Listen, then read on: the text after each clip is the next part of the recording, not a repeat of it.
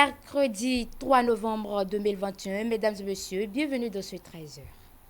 La ménopause chez la femme, on en parle en début d'édition avec ses manifestations et le mode de traitement à travers un magazine que vous propose la rédaction.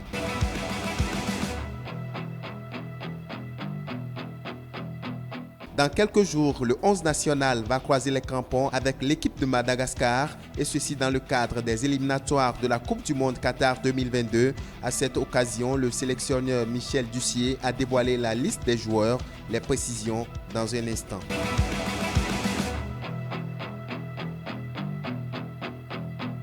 Et puis ce mardi 2 novembre 2021, le ministère des Affaires sociales et de la microfinance, en collaboration avec la Direction générale de la microfinance et des structures partenaires, ont célébré la 4e édition de la Journée mondiale de l'épargne. C'est la salle de l'amphi Idriss Déby Itno qui a servi de cadre au lancement de la cérémonie. Voilà pour le sommaire.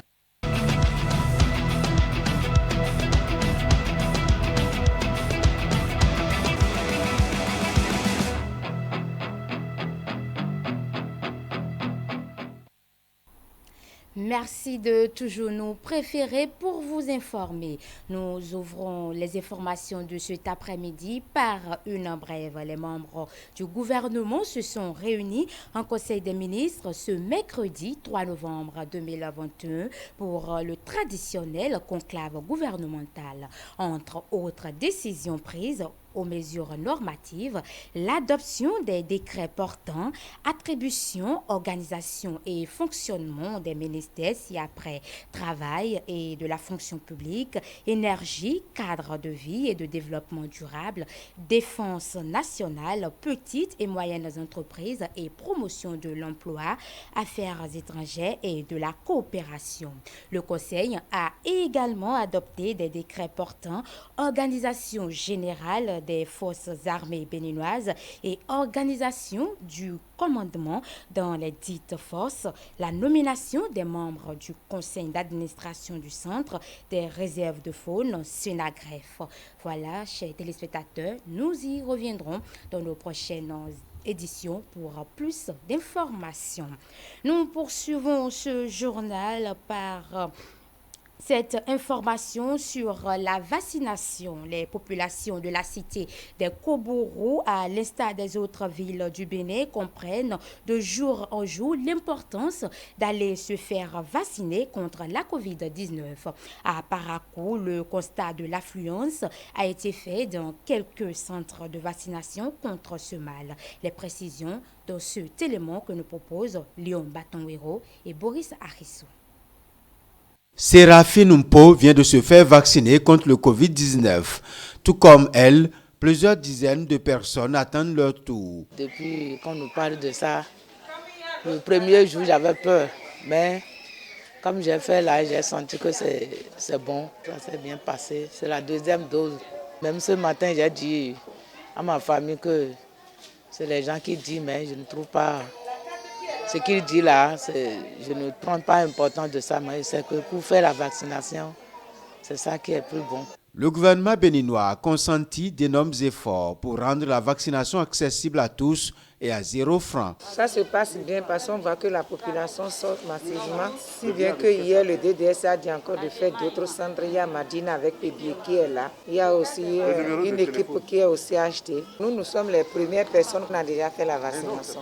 Et jusqu'à présent, on n'a pas senti quelque chose. Chaque citoyen devrait comprendre l'enjeu de la vie de ces spécialistes de santé. Le scientifique que je suis, de ces maladies virales, la première arme dont nous disposons pour arrêter la propagation, pour stopper les contaminations.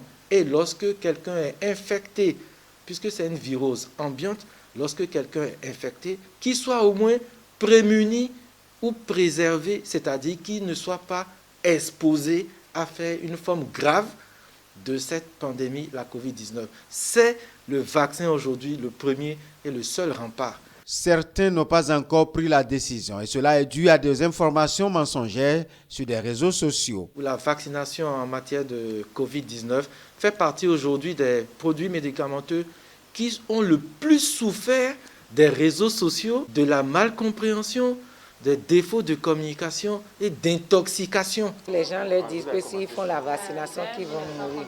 Non, ce n'est pas ça. Qu'ils viennent se faire vacciner. Parce que celui qui n'a pas fait la vaccination, s'il attrape la maladie, c'est plus grave que celui qui avait fait déjà la vaccination. Je fais partie, et je le revendique avec fierté, je fais partie des tout premiers qui, lorsque l'opportunité nous a été donnée dans le département du Borgou de se faire vacciner, je fais partie des tout premiers qui se sont fait vacciner. Alors, comme on devait s'y attendre, pour ce qui me concerne, zéro effet secondaire. Quand je dis zéro, c'est même pas une petite fatigue, les maux de tête et tout. La direction départementale de la santé a démultiplié les centres de vaccination. Les agents de santé sont à l'œuvre chaque jour. Quand ils viennent là, on les installe et s'ils ont une pièce d'identité, on les prend. S'ils n'ont pas une pièce d'identité, on les prend. Donc on demande des renseignements. Il y a une fiche de renseignements qu'on remplit et on prend la personne maintenant et on le vaccine, on lui donne sa carte jaune avec la fiche verte. Soyons responsables. Lorsque un gouvernement, avec à sa tête le président Patrice Talon, a pu faire autant d'efforts, de sacrifices, de dons de soi, mais aussi d'anticipation et de responsabilité pour pouvoir mettre à disposition des populations et de tout le monde cette arme qu'est la vaccination. On devait s'en réjouir et s'en précipiter. On devait être en rupture de stock. Se prémunir du coronavirus en se faisant vacciner, le choix idéal. Les populations l'ont maintenant compris et le nombre de demandeurs ne fait qu'enfler dans la cité des Kobourou. On parle football à présent. Les écureuils du Bénin vont affronter dans quelques jours leur adversaire de l'équipe de Madagascar et ceci dans le cadre des éliminatoires de la Coupe du Monde Qatar 2022. À cette occasion, le coach béninois Michel Dussuyen était face aux professionnels des médias ce mardi 2 novembre 2021. Une séance au cours de laquelle la liste des joueurs sélectionnés a été dévoilée, notamment avec le retour de Jodel Dessous dans l'effectif. Compte rendu, Stanislas Samoa. Tout d'abord, en préambule de ces deux rencontres contre Madagascar et la RDC, je vais vous donner la liste des 25 joueurs qui ont été retenus. Tout d'abord, en préambule de ces deux rencontres contre Madagascar et la RDC, je vais vous donner la liste des 25 joueurs qui ont été retenus avec... Voilà, il vous sera difficile, voire impossible, d'avoir accès aux prestations dans les administrations publiques en République du Bénin si vous ne détenez pas votre passe vaccinale. Ainsi, on a décidé, le gouvernement en Conseil des ministres, de ce 20 octobre 2021. Pour s'enquérir de l'effectivité de cette décision, Aziz Achamou et Bonaventure Aloyon sont allés faire le constat à la mairie d'Abomey-Calavi. Suivez. Mairie d'Abomey-Calavi. Une matinée du mardi, les usagers viennent au quotidien s'offrir les prestations des agents depuis la décision prise en Conseil des ministres qui autorise l'accès de tout usager dans une administration publique subordonnée d'un pass vaccinal. Le principe est respecté ici dans cette administration. Abdel. Oui. D'accord. Et votre carte d'identité?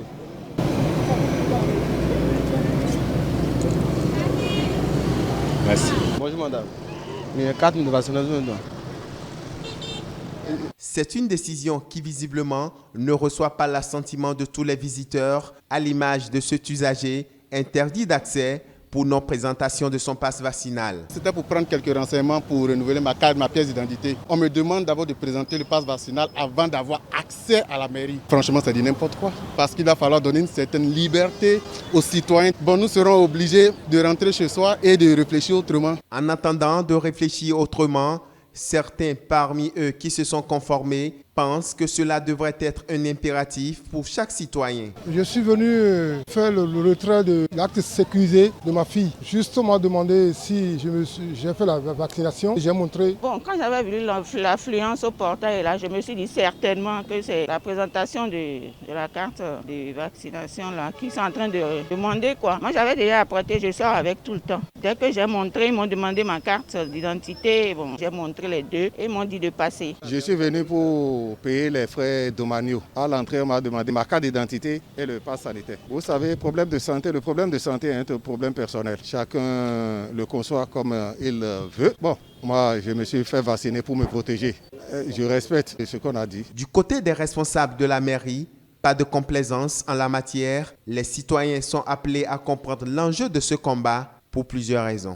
Pour ce que je peux dire du contrôle du pass vaccinal, je sais que le portail est fermé hermétiquement et l'entrée est subordonnée à la présentation du pass. Et c'est ce qui se fait depuis la date du 25 octobre. Donc ça va se poursuivre ainsi. Il y en a toujours qui pensent que la vaccination c'est pour leur faire du mal, alors que c'est tout à fait le contraire. Ça les protège et ça leur évite la forme grave de la maladie. Donc, les encourager à aller se faire vacciner dans les centres qui sont prévus, notamment le centre de l'hôpital de zone et le centre de santé de Kota, qui sont disponibles pour accompagner l'opération de vaccination. C'est désormais donc le mot d'ordre. Cette opération de contrôle du pass vaccinal qui donne accès à la mairie d'Abomey-Calavi, comme toute autre administration publique, n'est pas la seule condition sine qua non. Celle du lavage systématique des mains à l'eau et au savon n'est pas du reste. Le ministère des Affaires sociales et de la microfinance, en collaboration avec la Direction générale de la microfinance et d'autres structures partenaires, ont célébré ce mardi 2 novembre la Journée mondiale de l'épargne. C'est l'Amphi Idriss Itno qui a servi de cadre à cette cérémonie devant étudiants et plusieurs acteurs du domaine. La 4e édition de la Journée mondiale de l'épargne aura vécu ici à l'Amphi Idriss Déby Itno de l'Université d'Abomey-Calavi, devant un parterre d'étudiants en collaboration avec les structures partenaires. Son importance a été une fois encore passée au scanner à cette occasion. Le concept d'une Journée mondiale de l'épargne a été officiellement introduit en 1924 avec l'objectif d'encourager l'épargne, surtout celle formelle, en tant que moyen essentiel pour parvenir au développement durable à travers le monde et d'informer les enfants et les particuliers des avantages de confier son argent à une institution financière formelle. La Journée mondiale de l'épargne contribue également à renforcer et à développer le secteur financier, en particulier en incitant les populations à faire des dépôts et à ouvrir des comptes dans les institutions financières, apportant ainsi de l'argent frais à ces dernières, tout en stimulant la croissance, dont celle du crédit. Les institutions financières savent aussi qu'elles ont d'énormes défis, notamment dans la clarté des conditions, la protection du consommateur. Avec les efforts inlassables du gouvernement par le truchement du ministère des Affaires sociales et de la microfinance, beaucoup de progrès ont été enregistrés dans ce domaine. Des progrès en adéquation avec les objectifs de la Banque mondiale pour le renforcement du secteur bancaire. La dernière évaluation CEPIA de la Banque mondiale a recommandé plusieurs actions pour le renforcement, la profitabilité de son secteur bancaire et favoriser l'inclusion financière des Béninois. C'est dans cet esprit que nous soutenons les efforts qui sont fournis pour améliorer l'accès équitable des populations vulnérables à des services financiers innovants et durables pouvant être étendus à une plus grande échelle et contribuer au changement de leur niveau de vie. La Journée mondiale de l'épargne est l'occasion de rappeler l'importance de l'épargne en tant que moyen essentiel pour parvenir au développement humain durable. Ainsi, les hommes et les femmes vulnérables du Bénin doivent comprendre combien il est important pour eux d'épargner. Le gouvernement du Bénin, fidèle à son engagement, continuera de soutenir les initiatives en matière de croissance inclusive pour le développement durable, a fait savoir le directeur général de la microfinance. Pour finir. Vous venez de suivre un élément signé Aziz Achamou et Bonaventure Aloyon. Hors de nos frontières à présent, en République démocratique du Congo, un projet est en cours pour faire de la langue gestuelle une langue officielle. Nouvelle chaleureusement appréciée par les personnes malentendantes qui se sont longtemps senties marginalisées. Reportage CCTV+. Des personnes malentendantes suivent une session de formation dans la capitale de la RDC, Kinshasa. Les services spécialisés pour les malentendants sont peu nombreux dans ce pays en proie à des conflits depuis plus de 2 décennies. Cela a privé nombre d'entre eux d'accéder à l'emploi. La vérité, c'est que nous, les malentendants, sommes en difficulté. Nous nous sentons opprimés parce que nous n'avons pas accès à l'emploi et nous ne pouvons pas nous permettre un logement décent. La plupart de nos collègues ne vont pas à l'école, ce qui est très triste. Ils ont également des difficultés à se faire soigner dans les hôpitaux publics et à participer aux élections. Ce centre de Kinshasa est parmi les rares en RDC à former des personnes malentendantes pour qu'elles acquièrent des compétences qui peuvent leur permettre de gagner leur vie. La communauté malentendante de ce pays a du mal à se débrouiller car les gouvernements précédents l'ont abandonné. La première ministre pour les personnes handicapées de la RDC, Irène Nsambo, elle-même handicapée, s'efforce d'améliorer leur vie. Elle affirme que le gouvernement introduira la langue gestuelle comme langue officielle dans le pays pour éliminer les obstacles de la communication pour les malentendants. Nous avons mené des recherches sur les personnes handicapées et avons constaté que les malentendants constituaient la plus grande proportion. Nous n'avons pas encore les chiffres exacts, mais les statistiques d'études précédentes des ONG et de l'Organisation mondiale de la santé estiment la communauté malentendante en RDC à environ 2 millions. C'est un grand nombre. La langue gestuelle sera enseignée dans les écoles de la RDC. Ce sera la 5e langue officielle après le Lingala, le Swahili, le Tsiluba et le Kigongo. Des experts en langue gestuelle de différentes provinces se réunissent maintenant à Kinshasa pour se mettre d'accord sur les gestes qui seront enseignés dans les écoles. La constitution de la RDC interdit la discrimination des personnes handicapées, mais les administrations précédentes n'ont pris aucune mesure pour faire respecter la loi. Les autorités espèrent que l'introduction de la langue gestuelle aidera la communauté malentendante à communiquer plus facilement avec le reste de la société et à accéder aux services gouvernementaux. On reste avec nos confrères de CCTV+, pour dire que les populations rurales de l'Inde comprennent de mieux en mieux la nécessité de se faire vacciner contre la Covid-19. Grâce aux sensibilisations porte à porte, un engouement s'observe au niveau des centres de vaccination. Suivez. En Inde, les files d'attente pour se faire vacciner contre la Covid-19 sont de plus en plus longues. La campagne de vaccination en Inde a connu de nombreux hauts et bas du fait de la pénurie de vaccins et de l'hésitation de la population à se faire vacciner. Akhtar Khan, chauffeur de taxi, a attendu que d'autres se fassent vacciner avant d'accepter de se faire vacciner à son tour. Du fait de mon travail, j'ai beaucoup de va-et-vient et j'ai vu beaucoup de gens se faire vacciner. Alors j'ai changé d'avis et je me suis fait inoculer. Je dois maintenant encourager d'autres à faire de même car beaucoup de gens refusent encore de se faire vacciner. L'hésitation à se faire vacciner est l'un des plus grands défis auxquels fait face le programme de vaccination de l'Inde. Noor Nisha, une fermière du centre du pays, refuse de se faire vacciner.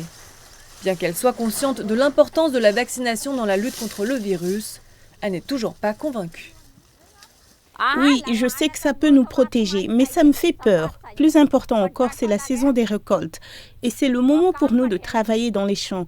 Si nous avons des effets secondaires, notre travail en sera affecté et nous n'aurons rien à manger. Alors nous mourrons de faim. Dans les zones rurales de l'Inde, des agents de santé comme Feroza Begum mènent des campagnes de sensibilisation à la vaccination au porte-à-porte. Leur travail consiste à amener les villageois à se rendre au centre de vaccination. En juin, lorsque la campagne de sensibilisation a commencé dans notre village, nous avons fait la promotion du vaccin et de ses avantages de maison en maison. Nous avons essayé de convaincre les gens en leur disant que le vaccin peut nous protéger des maladies graves. Mais la plupart des gens nous rétorquaient « Nous emmenez-vous au centre de vaccination pour nous tuer ?» De tels efforts ont permis d'améliorer la couverture vaccinale dans les zones rurales de l'Inde, Mais un nouveau défi persiste, celui de réduire l'écart entre les sexes en matière de vaccination. En effet, les campagnes de vaccination constatent un retard important auprès des femmes. Ainsi se referme ce journal. Merci de nous avoir suivis. Je vous rappelle que nous sommes toujours disponibles sur le www.etelebene.com, sur la page Facebook ainsi que sur la chaîne YouTube. Il vous suffira tout juste de taper Etelebene pour nous suivre. Agréable journée à tous.